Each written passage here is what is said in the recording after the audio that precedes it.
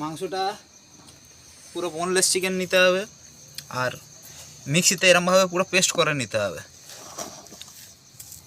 এবার এর সঙ্গে আলু সিদ্ধ কটা দেবো, আর এতে পেঁয়াজ, আদা, রসুন, কাঁচা লঙ্কা, ধনে পাতা, জিরে আর ধনে সব কটা মিক্সিতে বেটে নিয়েছি, এটা দেবো। মিক্সিতে পেস্ট কর।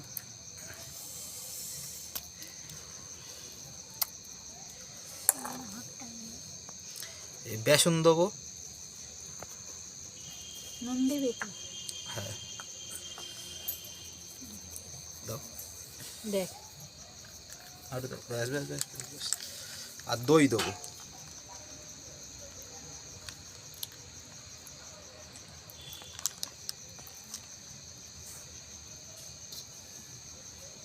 এবার এটা ভালোভাবে মেখে নেবো।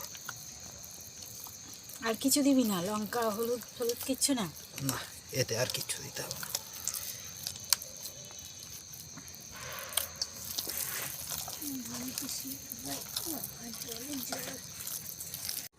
তেল গরম হয়ে গেছে, এবার এগুলো এরম করে ভেজে নেবো।